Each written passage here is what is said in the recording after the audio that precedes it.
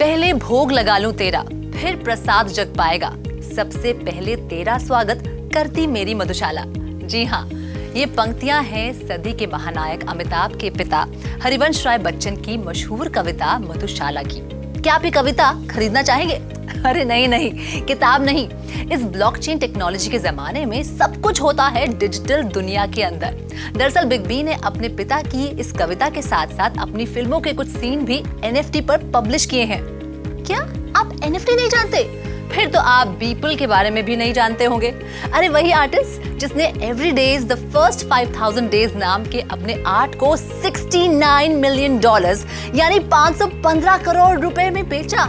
क्या क्या क्या क्या आपका रिएक्शन भी ऐसा ही है? चलिए, जीरोस की गिनती में नहीं उलझते, NFT को बारीकी से समझते हैं। NFT मतलब नॉन फंजिबल टोकन। आज के इस ब्लॉकचेन टेक्नोलॉजी के जमाने में NFT तेजी से लोकप्रियता बटोर रहा है। फिर चाहे वो सेलिब्रिटीज हो, डिजिटल आर्टिस्ट हो या क्रिएटिव्स, सभी अपना काम ब्लॉकचेन पर पब्लिश करने की होड़ में लगे हुए हैं। क्या आप जानते हैं ट्विटर के CEO जैक डॉर्सी ने हाल ही में अपना पहला ट्वीट $2.9 मिलियन में बेचा। इतना ही नहीं, अमिताभ बच्चन के साथ साथ सलमान खान भी NFT के बाजार में उतर आए हैं, जो बॉलीवुड फैंस को बॉलीवुड थीम NFT से ललचा रहे हैं। तो क्या है NFT और क्या इसमें शामिल है? क्या ये सिर्फ डिजिटल आइटम से जुड़ा हुआ है या रियल आर्टवर्क की गिनती भी इसमें होती है? जब बात आती है NFT की तो यहाँ विकल्प बेशुमार है। आर्टवर्क से लेकर मेलोडीज और यहाँ तक कि वीडियो गेम्स के कलेक्टिबल्स भी NFT के तौर पर अवेलेबल हैं। किसी भी तरह के क्रिएटिव काम को वैलिडेट करने का और उसे ओन करने का ये बेहतरीन प्लेटफॉर्म है। NFTs डिजाइन ही ऐसे किए जाते हैं कि अपने आप में यूनिक और सबसे अलग होते हैं। ज्यादातर बायर्स की दिलचस्पी भी digital artwork, songs, GIFs, videos, famous personalities, shots of players और फिक्शनल कैरेक्टर्स में होती है। चलिए अब जानते हैं कि NFT का पूरा प्रोसेस क्या है। फर्ज कीजिए आप एक आर्टिस्ट हैं और NFT के तौर पर अपना आर्टवर्क बेचना चाहते हैं। तो आपको क्या करना है? सबसे पहले अपना आर्टवर्क बनाइए, फिर चाहे वो कोई सॉन्ग हो, आर्ट हो या कलेक्टिबल्स। फिर आपको चाहिए किसी भी तरह की कोई क्रिप्टो NFT क्रिएट करने के लिए।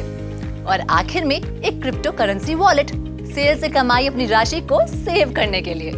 NFT की दुनिया में लेटेस्ट कॉन्सेप्ट है NFT अवतार्स, जहां गेमर्स अपने प्रोफाइल के लिए अपना अवतार बनाते हैं जो हूबहू उनके जैसा हो।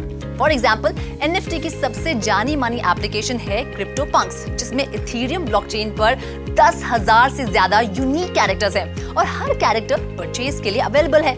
आप जानकर हैरान होंगे कि $7 मिलियन के CryptoPunks बिक चुके हैं। लेकिन अब आप कहेंगे कि इन कैरेक्टर्स को तो कोई भी प्रिंट कर सकता है या सेम हूबहू बना सकता है। बेशक, बिल्कुल ठीक कह रहे हैं आप।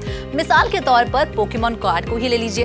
कोई भी उसे प्रिंट कर सकता है और हूबहू वैसा ही बना भी सकता है, लेकिन उसकी ओनरशिप और ऑथेंटिसिटी आपको तभी मिलती है जब आप उसे खरीदते हैं। अगला सवाल, क्या NFT को रीसेल या ट्रेड किया जा सकता है? जी हाँ, बिल्कुल। अगर कभी आपको पैसों की जरूरत हो या किसी और आर्ट पीस में ज्यादा दिलचस्पी हो तो आप आसानी से अपने टोकन से OpenSea पर ट्रेड कर सकते हैं, जो कि NFT की सबसे बड़ी मार्केट है। अगस्त के महीने में NFT सेल का आंकड़ा था करीब $3.4 मिलियन। सितंबर में भी यह आंकड़ा 3 बिलियन के आसपास ही रहा। दुनिया की सबसे बड़ी क्रिप्टो एक्सचेंज बाइनेंस इस साल जून में NFT के बाजार में दाखिल हुई। तो वहीं बाइनेंस की सबसे बड़ी राइवल एक्सचेंज FTX ने सितंबर में बाजार में कदम रखा। तो वहीं कॉइनबेस 68 मिलियन वेरीफाइड यूजर्स के साथ NFT के ट्रेडिंग में उतरी। तो अगर आप भी NFT पर अपना हाथ आजमाना चाहते हैं तो यकीनन ये ख्याल बहुत अच्छा है। भले ही गवर्नमेंट अपनी रेगुलेशंस और टैक्सेशन के साथ NFT पर लगाम कसने की पुरजोर कोशिश करे, लेकिन ये लंबी रेस का घोड़ा है जो रुकने वाला नहीं, थमने वाला नहीं। उम्मीद है कि NFT को आसान भाषा में समझाने की हमारी ये कोशिश आपको पसंद आई होगी। मैं हूं रुचि शर्मा और ऐसी कई मजेदार स्टोरीज के लिए आप देखते रहिए क्रिप्टो टीवी।